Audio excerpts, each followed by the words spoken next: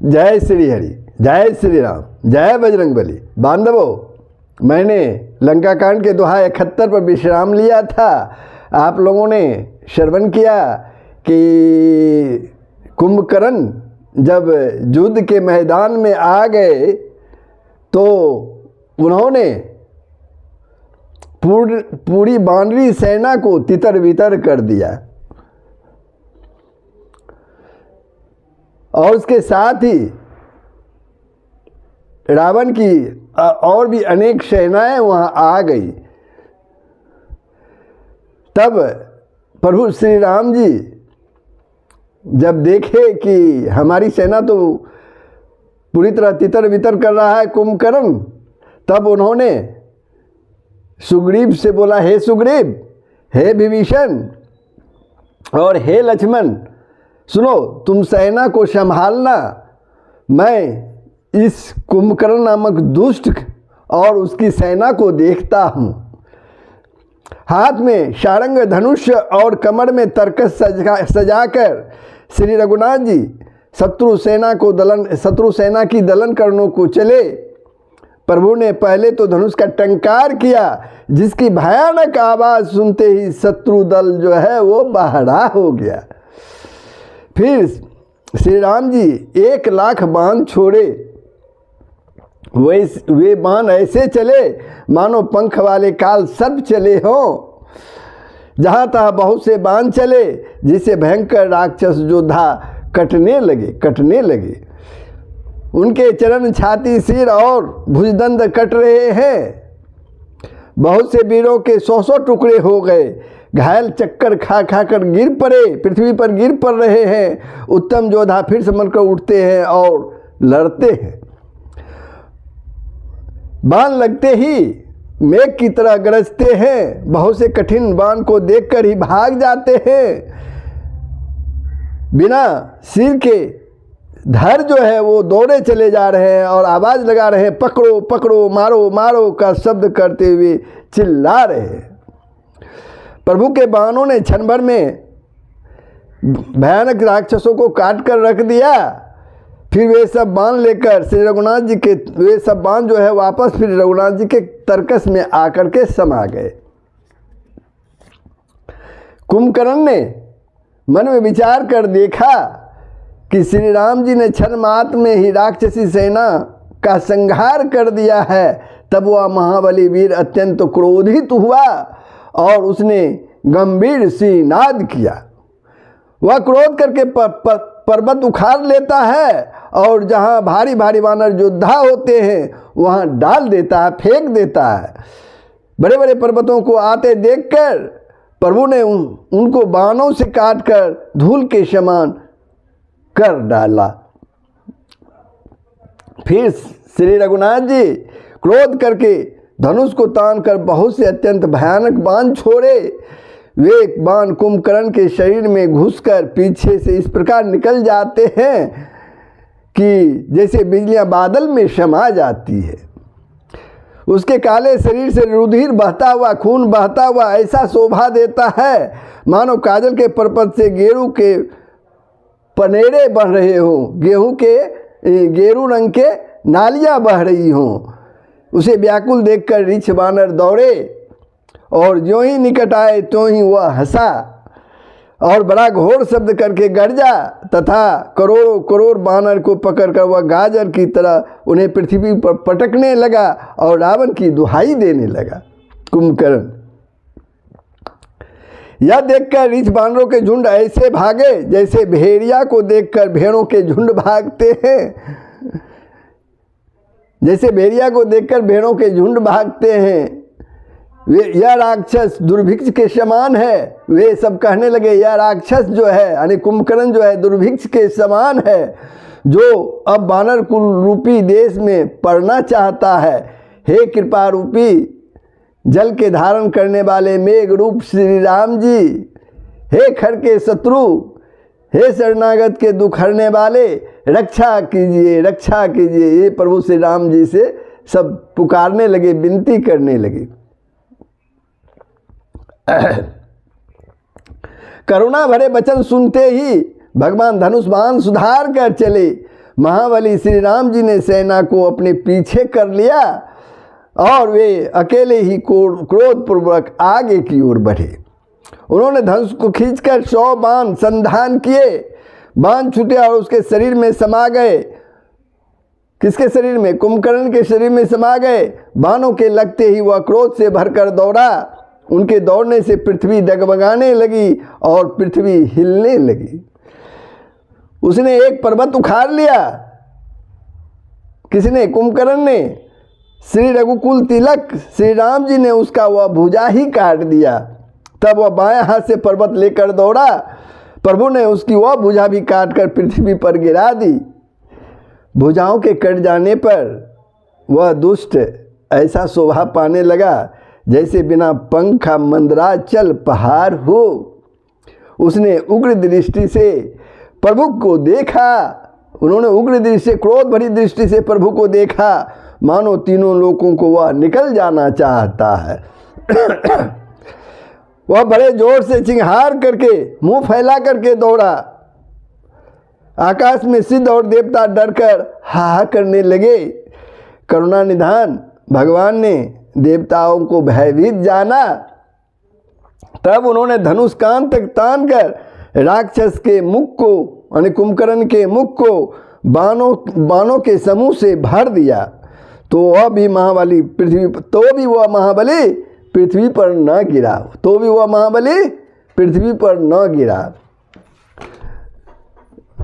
मुख में बाण भरे हुए वह प्रभु के सामने दौड़ा, श्री राम जी के सामने दौड़ा, मानो काल रूपी सजीव तरकस ही तो आ रहा हो।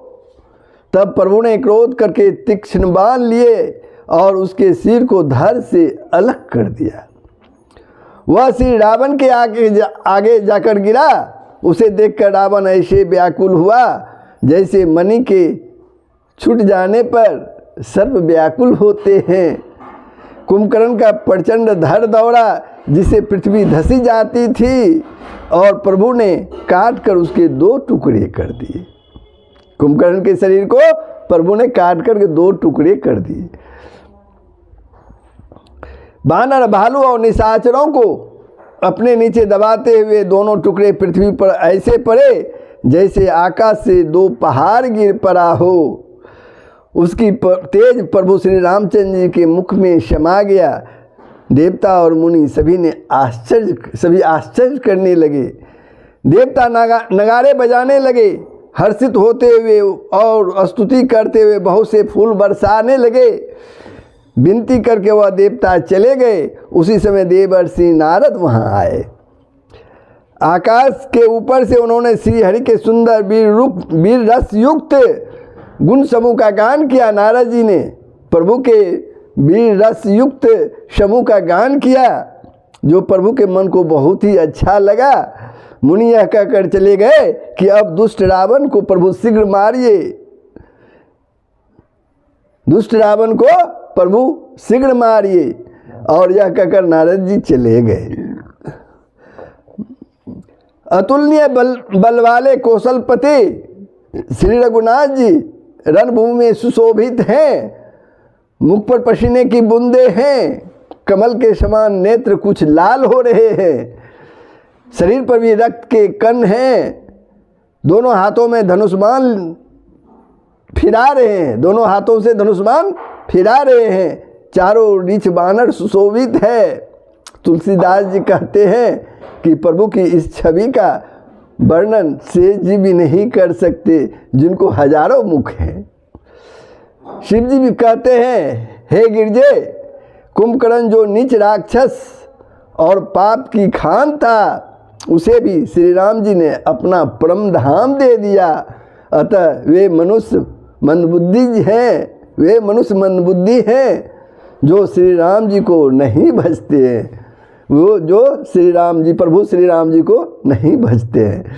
तो बंधुओं, प्रभु श्री राम जी का भजन तो करना ही चाहिए। तो यहाँ तक लंका कांड के दोहा 71 पर मैं विश्राम लिया था। ये जो कहानी थी पीछे की, आप लोगों ने श्रवण किया। और आप लोगों से अनुरोध है कि वीडियो को जरूर सब्सक्राइब कर देंगे, शेयर कर देंगे। तो अब आगे का प्रसंग आपके सामने है।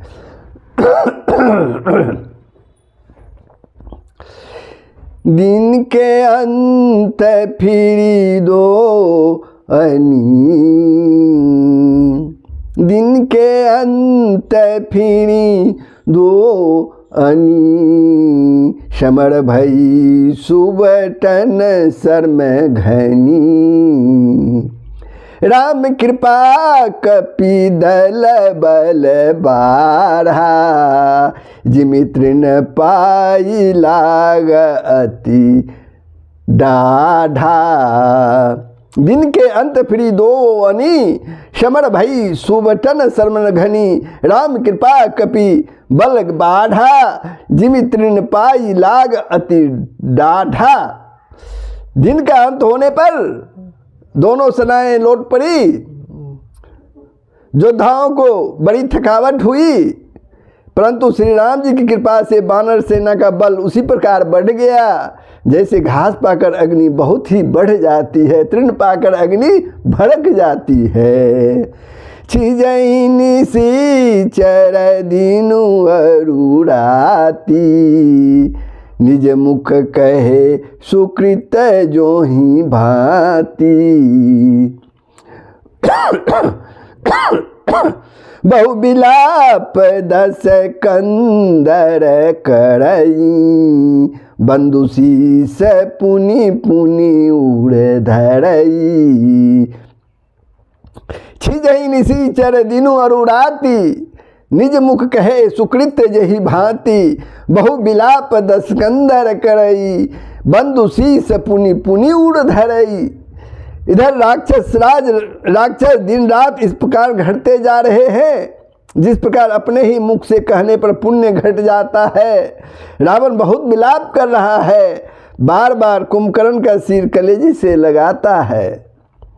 रोवहि नारी हृदय अति पानी, तासु तेज बल विपुल बखानी, मेघनाथ तेहि अवसर आयऊ, कही बहु कथा पिता समझायऊ। रोवहि नारी हृदय अति पानी, तासु तेज बल विपुल बखानी, मेघनाथ तेहि अवसर आयु, कही बहु कथा पिता समझायु। स्त्रियां उसके बड़े भारी तेज और बल को बखान करके हाथों से छाती पीट पीट कर रो रही है। उसी समय मेघनाथ आया और उसने बहुत सी कथाएं कहकर पिता को समझाया। देखऊं काली मोरी मनुसाई, अब ही बहुत का करो बड़ाई, इष्ट देव से बल रथ पाए हूँ, सो बल तात न तो ही देखाए हूँ। देखऊं काली मोरी मनुसाई, अब ही बहुत का करो बड़ाई। और मेघनाथ ने कहा रावण से, कल मेरा पुरुषार्थ देखिएगा, अभी बहुत बड़ाई क्या करूं। हे तात, मैंने अपने इष्ट देव से जो बल और रथ पाया था, वह बल अब तक आपको नहीं दिखलाया था। यही विधि जलपत भयउ बिहाना, चहु दुआर लागे कपि नाना, इत कपि भालु काल सम बीरा, उत रजनी चरयति रन धीरा। यही विधि जलपत भयउ बिहाना, चहु द्वार लगे कपि नाना, चहु द्वार लगे कपि नाना। इस प्रकार डिंग मारते हुए सवेरा हो गया। मेघनाथ जो डिंग मार रहे थे, ये मारते हुए सवेरा हो गया। लंका के चारों दरवाजों पर बहुत से बानर आ डटे। इधर काल के समान वीर बानर भालू है और उधर अत्यंत रणधीर राक्षस।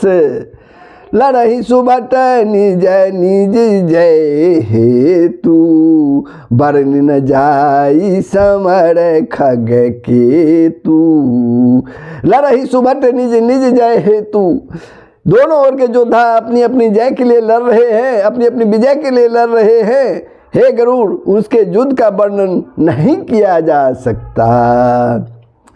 मेघनाथ माया मैं रथ चढ़ी गई आकाश, गरजे अट्ठहास करी भई कपि कट कहीं त्रास। सियावर राम जय जय राम, सियावर राम जय जय राम। जय श्री राम।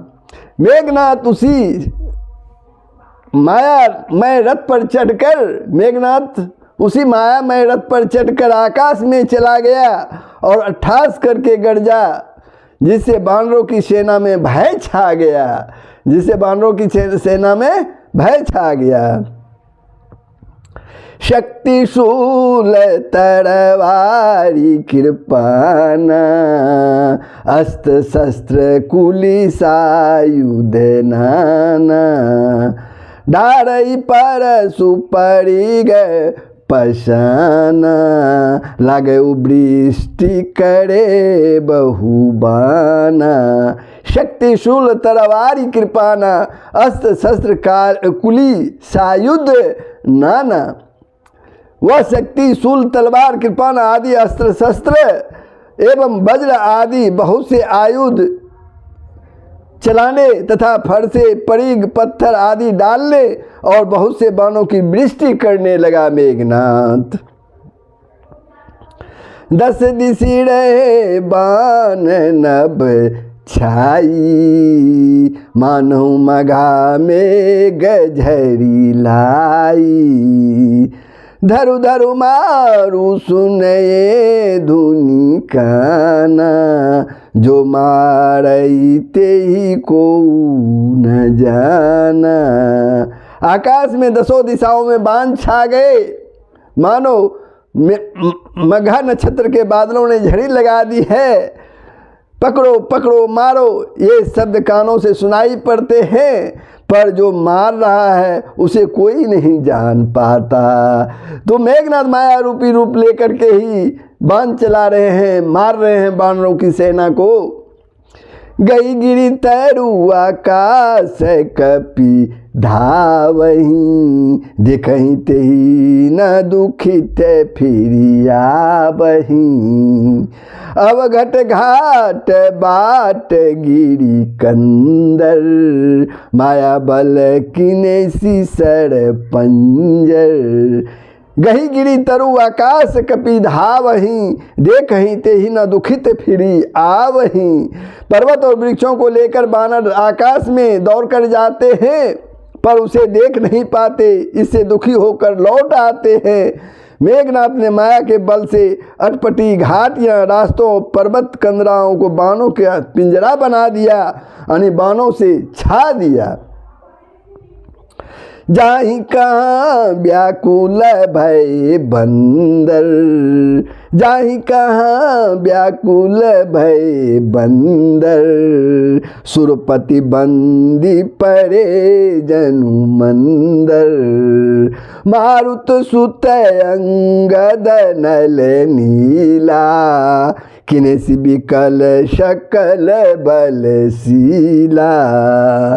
अब कहाँ जाए यह सोचकर बानर व्याकुल हो गए, मानो पर्वत इंद्र की कैद में पड़े हों। मेघनाथ ने मारुति, हनुमान, अंगद, नल, नील आदि सभी बलवानों को व्याकुल कर दिया। पुनि लक्ष्मण सुग्रीव विभीषण, शरण मारी किनेसी जर जर तन। पुनि रघुपति से जूझे लागा, सरछाई होई लागही नागा। पुनि लक्ष्मण सुग्रीव विभीषण, शरण मारी किन्हीं जड़ तन।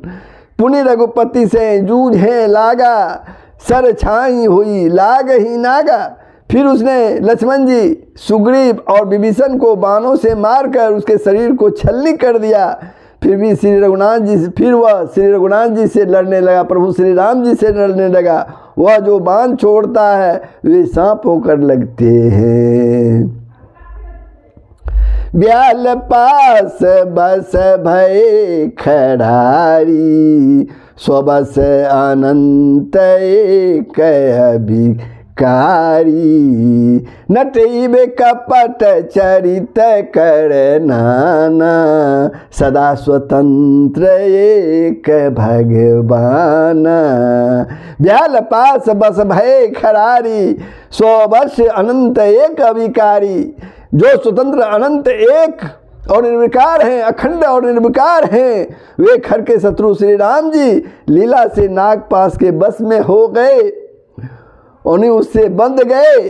श्री रामचंद्र जी सदा स्वतंत्र एक अद्वितीय भगवान हैं। वे नट की तरह अनेकों प्रकार के दिखावटी चरित्र प्रकट करते हैं।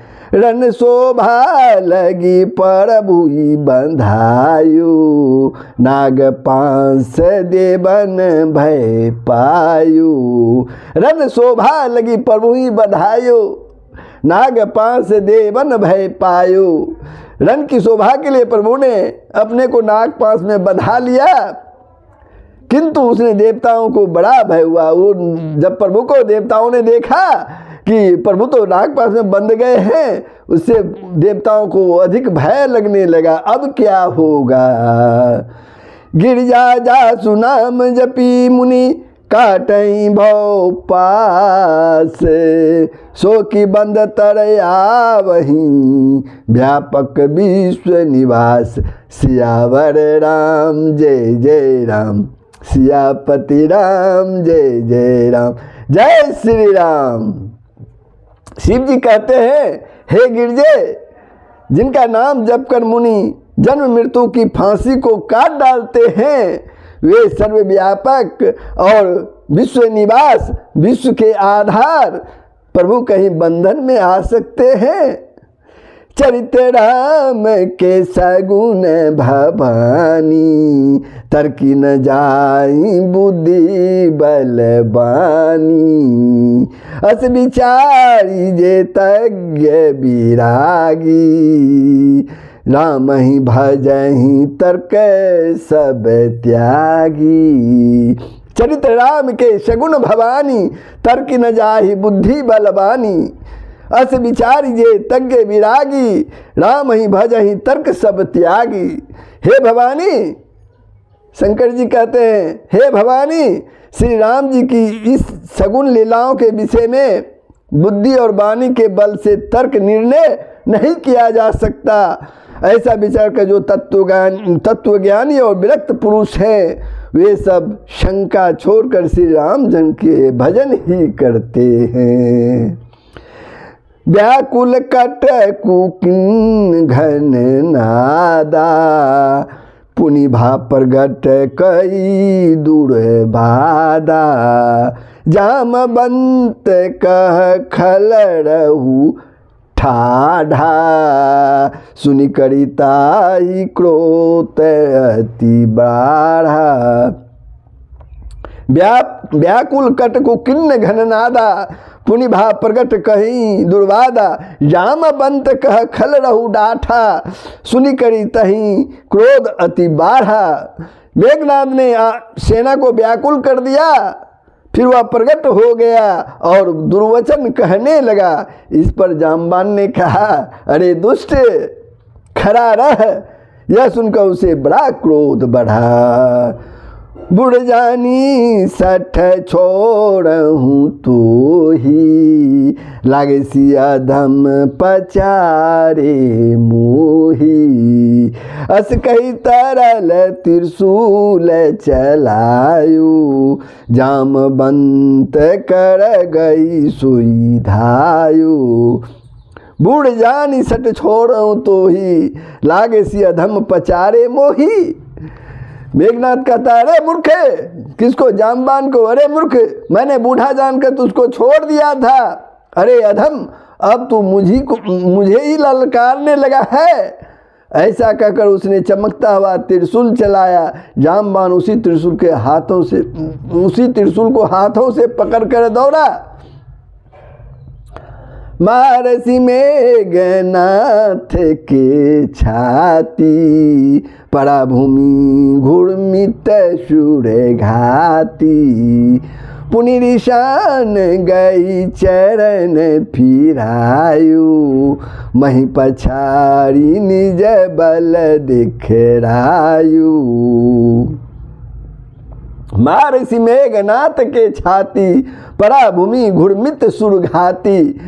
और उसे मेघनाथ की छाती पर दे मारा। किसने? जामवान ने। वह देवताओं का शत्रु चक्कर खाकर पृथ्वी पर गिर पड़ा। जामवान ने फिर क्रोध से भरकर पैर पकड़ उसको घुमाया और पृथ्वी पटक कर उसे अपना बल दिखलाया। बर प्रसाद सो मरई न मारा, तब गई पद लंका पर डारा।